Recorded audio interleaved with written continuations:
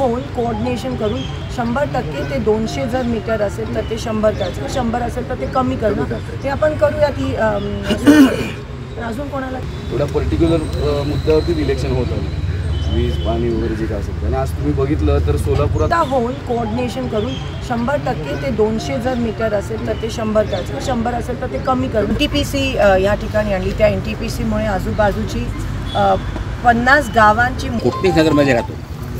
म्हणजे पंधेनीच्या लोकांना घरं बांधून दिली आहे. बँक ऑफ इंडिया आहे काय, त्यानंतर बऱ्याचसं म्हणजे मध्यमवर्गीय. पण आता तुम्ही मला पहिल्यांदा सांगताय तर 100% मी त्याची पूर्तता करीन आणि दक्षिण सोलापूरला जोडला. आताही आज मॉर्निंग वॉकला आलेला आहात, सोलापूरकरांसोबत संवाद साधत आहात. वेगवेगळे पद्धतीने आपण संवाद साधताय. मुद्द्याचं बोलावच्या माध्यमातून आपण रिक्षा चालकांसोबत संवाद साधला. आज मॉर्निंग वॉकमध्ये खरं तर माझं संवाद साधणं हे वर्षभर चालूच असतं.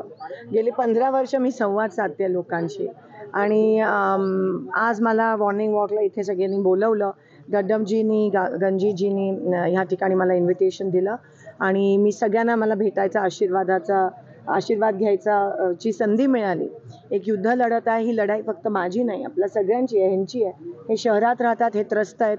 या महापालिकेत ज्याच्या बाहेर आपण उभे आहोत त्या महापालिकेत अजून 2 वर्ष झाली इलेक्शन्स नाही आहेत, प्रशासक नेमले गेले आहेत आणि त्यामुळे सगळा कारभार भोंगळ कारभार चालला आहे. आज पाणी पण इतकं विस्कळीत आहे सोलापूर शहरात. 8-8 दिवसाआड पाणी येतं आणि जे येतं ते पण घाण पाणी येतं, पिवळ्या रंगाचं येतं. काही ठिकाणी हद्दवाढ असेल, आमचा पूर्व भाग असेल, तिथे रात्री 1-2ला पाणी सोडतात. आणि एकंदरीत शहरात पण कोणाकडे बघावं काय. आत्ताच एक गृहस्थ म्हणाले आमची ड्रेनेज लाईन झाली नाही आहे, ते दक्षिण त्या ठिकाणी राहतात. कारण का प्रशासक आहे आणि नगरसेवकच नाही आहेत, निधी नाही आहे, झोनमध्ये कोणी नाही आहे. तर एकंदरीत हे सगळे प्रश्न किंवा सोलापूर शहरातला जो रोजगाराचा जो प्रश्न आहे, विमानसेवेचा प्रश्न आहे. अजून यांचं टेक ऑफ आणि लँडिंग होतच आहे.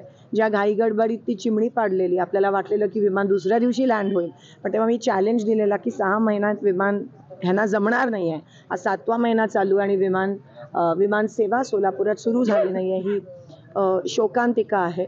आणि अनेक असे प्रश्न आहेत. आज रिक्षा बघतो आपण, रिक्षामध्ये 10-10 लोक, लहान मुलं कोंबली जातात कारण का महानगरपालिकेच्या बसेस पण या ठिकाणी कार्यरत नाही आहेत. तर या सगळे विषय घेऊन मी इलेक्शन लढत आहे. आणि गेले 10 वर्ष जे काही आश्वासनं आपल्याला भाजपकडून मिळालेली, ती काही त्याची पूर्तता होऊ शकली नाही. नवख्या लोकांना आणलं, सत्ता दिली, त्यांना कळलं नाही. पार्लमेंटमध्ये जाणं ही किती सुवर्ण संधी असते, पण त्या संधीचं सोनं नाही करू शकले दोन्ही खासदार. एवढं मोठं काम ते आपण लोकशाहीच्या मंदिरात जातो आणि कालच त्यांच्या भाजपच्या खासदारांकडून संविधान बदलण्याचं ऑन रेकॉर्ड दोघांनी स्पीचेस दिले की आम्हाला संविधान बदलायचं आहे, त्यासाठी राज्यसभेत मेजॉरिटी. म्हणजे हे जर आपल्या देशात होत असेल आणि तरी जर कोण भाजपला मतदान करत असेल तर ते शॉकिंग आहे. म्हणून कृपया असं होऊ देऊ नका. बाबासाहेबांनी दिलेलं संविधान बदलायचं जर कारस्थान जर कोण करत असेल तर आपण लोकशाही राहणार नाही यापुढे. आणि तो आपल्या सगळ्यांचा म्हणजे शेतकऱ्यांचा त्या ठिकाणी अंततः बघत आहेत, कारण का दुष्काळ परिस्थिती आहे. शेतकऱ्यांना पीक विमा नाही आहे, पाणी नाही आहे. 20 रुपयाच्या चपलावर 150 रुपये 50 रुपयाच्या चपलावर 150 रुपये GST लादली जाते. कांदा मार्केट यार्डमध्ये सडत पडला आहे. तर मला सांगा काय काम केलं मागच्या 10 वर्षात. आणि ज्या थाटामाटात तुम्ही येता आणि जे पंतप्रधान म्हणतात की प्रत्येकाच्या खात्यात मी 15 लाख जमा करू शकतो, त्यांच्याकडून एवढी कामाची अपेक्षा असते आणि जेव्हा ते काही करत नाही तेव्हा तो घाव खूप जास्त डीप होतो. आणि तेच एकंदरीत कळलं. लोकांचा वापर फक्त सत्तेत आणण्यासाठी केला गेलाय, पण आता लोक फसणार नाहीत. त्यांचा विश्वासघात केला गेलाय, पण आता लोक फसणार नाहीत आणि मला असं वाटतं तर लोक योग्य तो निर्णय घेतील. बंधू राम सातपुते यांनी केलेला आहे. त्यांच्यावरती त्यांना घाबरायची गरज नाही. काही दिवसापूर्वी आपण म्हटलं होतं की चरित्रहनन करण्या पद्धतीचं हे नाही. तुम्ही बघा, नेहमी जेव्हा भाजपचे उमेदवार कुठेही असतात ते नेहमी जो मुद्दा आहे त्या मुद्दा न घेता वळून डायव्हर्ट करून दुसऱ्या मुद्दे आणून लोकांना प्रवृत्त करण्याचा प्रयत्न करत असतात. आमची सोलापूरची लोक ही सुज्ञ आहेत, हुशार आहेत.